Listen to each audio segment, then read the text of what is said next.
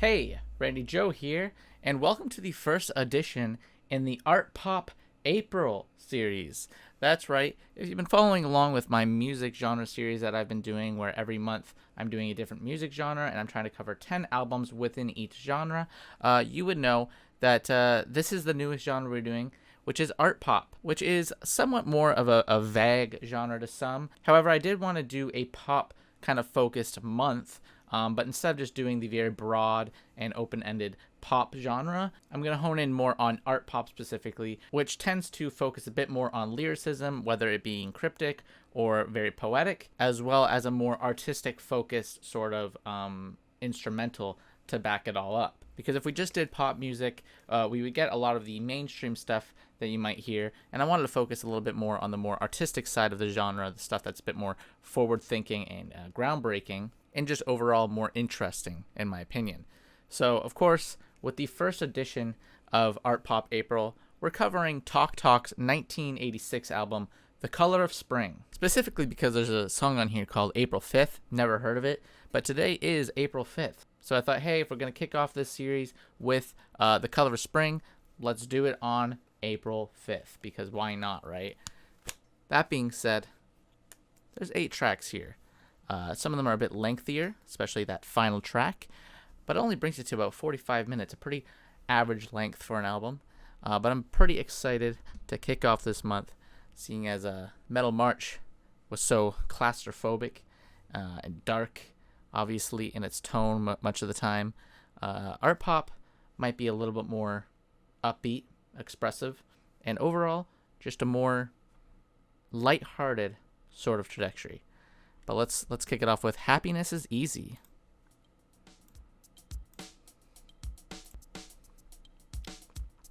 Very loose percussion so far. Just a simple groove. I love the way this is slowly developing. You got each sort of instrumental piece just being added on ever so subtly. Those synths really coming in here to ascend it, make it a bit more ethereal in tone. Oh. I like we got kind of like a children's choir to back up this chorus. Very religiously themed track so far. Priests and Jesus and the sort. That bass very thick. I was strumming out there. I'm not sure who the vocalist, but he kind of reminds me of the REM vocalist. Mark Hollis, the name of the vocalist here. Ooh.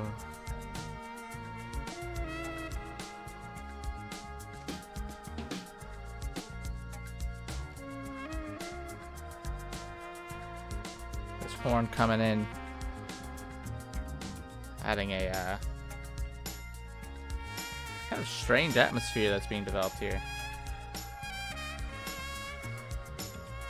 A little bit jazzy in its approach. I like how this kind of weird jittery percussion that's been there since the very beginning is still there in the background, laid underneath everything else, kind of like a foundation. I thought this was a war track at the start, given the acts of war. They assemble, they pray. Perhaps a track detailing religion and war. Oh, what are those bongos coming in too? Very full production coming together here. I really like that track. Certainly, I think a bit of a grower because there's quite a bit being thrown at you within it at 6.5 minutes. It takes its time to develop over that groundwork that is the percussion. Similar to Brian Eno's work, I liked how subtle some of the instrumentals kind of came together there. But anyway, I Don't Believe in You is the name of this track. The next one here. I love the cover art too. Just like kind of simplistic but beautiful at the same time. Some just solid imagery.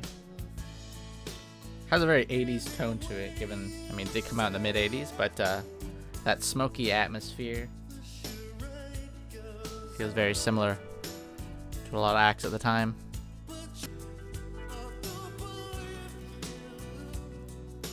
Seems like a love song.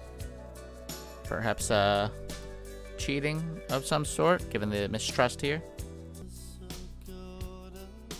Dun, dun, dun, dun, dun. Solid bass line. Also kind of reminds me of Pet Shop Boys in a way.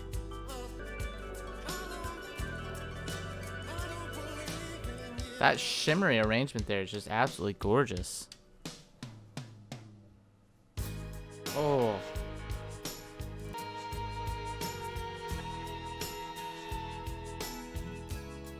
A lot of emotion in that guitar there. Almost like it's crying out in pain.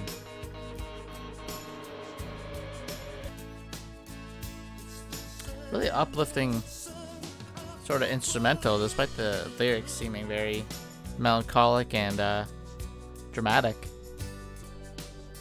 I believe a track about cheating, but it could even just be about a begging of forgiveness in a relationship, but that trust being continually broken. Solid track, good atmosphere to it, but again, I do think it was a bit lengthy for what it did. It didn't develop in the same way that Happiness is Easy did. Life What You Make It is this one. A heavier groove right off the bat. Really nice production on this one. It's just very clean overall. None of the instruments kind of coming in here are overplayed or overblown. It seems like a very uplifting track about embracing life in all its glory. Don't let those moments slip behind. That piano is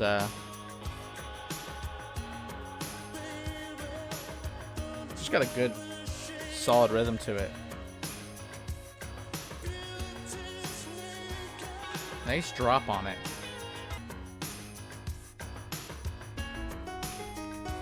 Oh, another piano coming in here. Reminding me of Aladdin Sane a little bit. David Bowie with its somewhat sporadic nature. I love this track. I just love the energy of it. It's catchy as hell. It's fun. It's a nice embracement of life. This is the attitude you gotta have. 41 million streams on that one, the most popular track off the album.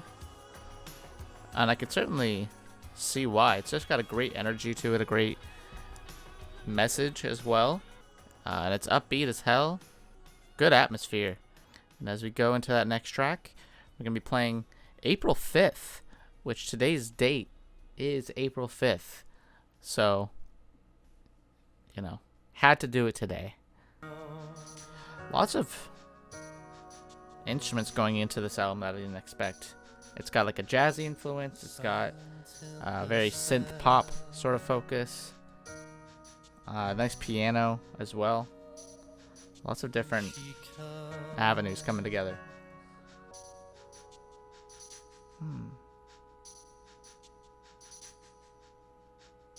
I like this one. This that like kind of long horn there. There's a tribute to the feeling of spring, perhaps? Or just a love track? Oh. An organ? Like I said, there's just so much in this album so far, instrumentally speaking.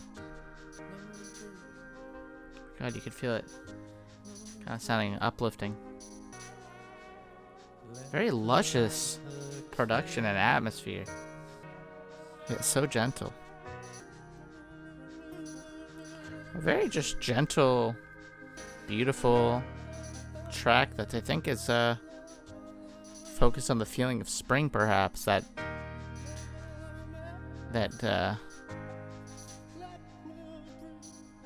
forthcoming beauty, maybe.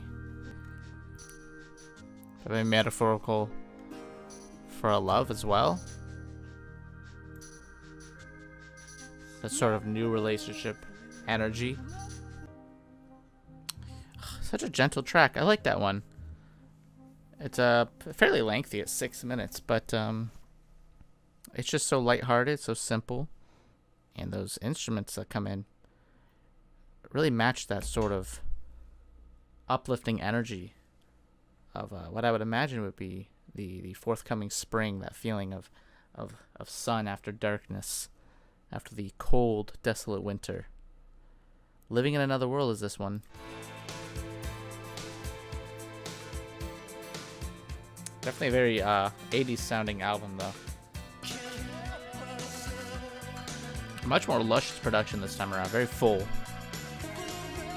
Seems like the protagonist has his heart broken.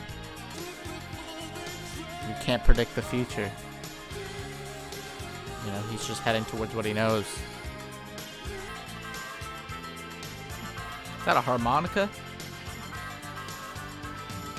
That's an instrument we haven't heard so far. Haven't heard that since I feel like the January Blues series I did. Oh, that organ there that just like seized. Almost seems like the protagonist has rose-tinted glasses on, maybe. He's living in a world where he doesn't see the brutalities of it, perhaps. A very optimistic viewpoint is what I'm gathering. Ugh. Bongo's coming in. Very full production, but I'm not too sure how I feel about the length of this track. Again, some of these tracks I find tend to go on a bit longer than necessary. On a technical level, though, very impressive with the overall production. Alright, playing right into the next track here. We've got Give It Up. That's the name of this one. That's like some almost like gospel elements to it, and also a little bit of funk in that sound.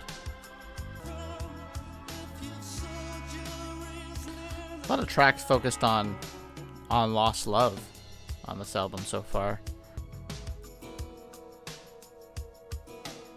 This album uses a lot of space and silence in its instrumentals. I think really just to build up that atmosphere that it's going for.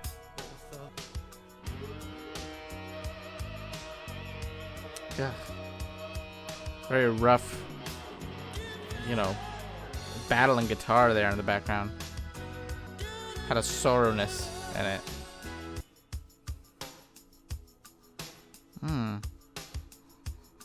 I like where this ending is going. That organ creeping in.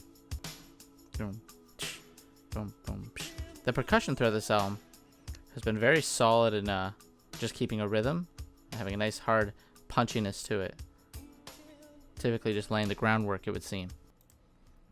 Alright. Next is Chameleon Day, the shortest track at 3 minutes and 20 seconds. I do like the synth set. Kind of come and go throughout this album as well. Just a lot of, like I said, a lot of instruments in this album so far that's been very dynamic in its sound. Although the singer is perhaps the least dynamic. He doesn't really change his vocals too much. He doesn't, you know, strive for a high pitch. Just kind of remains almost speaking in a sense. Like I said, a good sense of space on this album, and there's a lot of silence on this one so far. Between these gentle piano notes.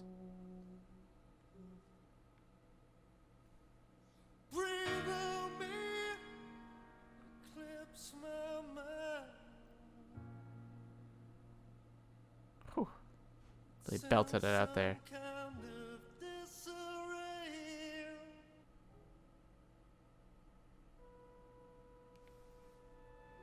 This one's borderline experimental with how strange and obtuse the instrumental's been. almost ambient in tone. I did like Chameleon Day. I think it feels so short because of how sparse the arrangement is. It's time. It's time for that 8-minute track is what it is. This Closer here, setting at 8 minutes, the most grand track of all. Does it justify the runtime? Let's find out. Almost has like a world music tone as well to this album and this track in particular. Oh, a dramatic shift. As bad becomes, it's not a part of you, and love is only sleeping, wrapped in neglect. Could be reaching here, but is this track about not letting a lost love consume you, not letting the turmoils of heartbreak, ruin you? Because that's what I'm gathering, which is a great message. It seems like a very uplifting, optimistic tone. Oh, those backup vocals, very angelic. What an enveloping instrumental and vocal in the background. Again, very gospel in tone. This is a fantastic track so far. I love that clicking of what sounds like a drum machine in the background there. Like a metronome. Really great lyrics on this one, especially.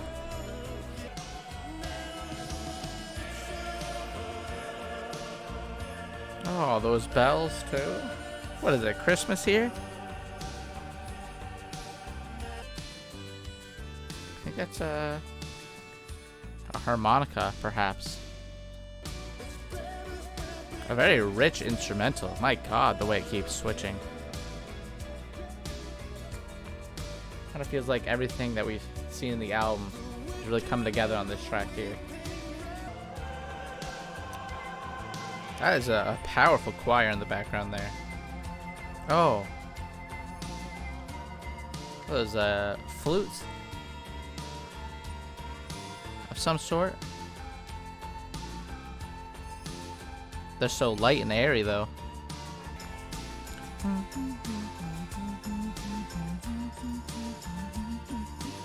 Oh, this is such a nice outro. It's just so like breezy and beautiful. Definitely the best track so far, or I should say overall, really. This is the last track here, but goddamn, it's so enveloping in its sound. Which I love the almost finale-like approach to it. It feels like it takes everything from the album and puts it all together. Good pacing in the album too. It does not feel like it's been 45 minutes. And a long fade out. What an uplifting, just beautiful finish. It matches the title and the album cover like beautifully, I think. Color of Spring and that gorgeous, kind of folky, nature-inspired cover. Just as light. And that's it. The Color of Spring by Talk Talk. Phenomenal album for the most part. I really don't have any complaints about it. Some of the tracks I think might go on a bit too long, but certainly not that final track at 8 minutes. I just thought the way it kept developing, the way it kept shifting in that final outro in the last couple minutes or so there was so powerful. Those gospel sounds too. There's so much in this album though. I gotta say, gospel, jazz, a little bit of blues, new wave, I think is a pretty strong element sound to it. Poppy, but not, fake or plastic sounding. It's just a really grand undertaking. No complaints, I would say, when it comes to the production and the scope of its sound. Chameleon Day, very sparse in its arrangement, but I liked it. I liked the pacing of it. Didn't feel like 3 minutes, felt very short. But perhaps because of the sparseness, perhaps because of the more lengthy tracks all over the LP. April 5th was another great track. My least favorite would probably be Living in Another World, if I had to say. But I'm sure with more listens, I'll like it a bit more. But I gotta say, I didn't dislike any track, that's for sure. But It's Time, that is certainly the standout one. if I had to pick one and delete the rest, I would pick Time It's Time, because boy, that is a beautiful track. A great LP focused almost primarily, it would seem, on heartbreak and love, maybe some of the atrocities of the world, and taking all that and looking to a brighter future, having a very optimistic outlook, especially that final track. But that does it for the listening portion. If you like this video, please hit like and subscribe to follow along in listening to more art pop albums. If you have an art pop album that you would like to see throughout the month of April, then go ahead and comment that down below. I will, of course, put it down in my list, and I'll see if I can get around to it, because I have quite a few art pop albums I would love to cover. This is a genre that I personally find to be very enjoyable, simply because of its very lighthearted nature typically, while at the same time feeling very artistic and just cohesive and intelligent in its sound. Here's a couple of art pop albums. In the background, we got Brian Eno and Stereolab. Big Brian Eno fan myself, and Stereolab I of course love, but I have not heard all of their albums, so expect a Stereolab album as well this month, because I would love to cover one of their albums that I haven't heard. Again, if you have an art pop album you want to see me listen to, throw it down in the comments. I will check it out. I will at least add it to a list of albums of art pop that I want to hear. That being said, if you like this video, please hit like and subscribe. And as always, my name is Randy Joe, and I'm signing off.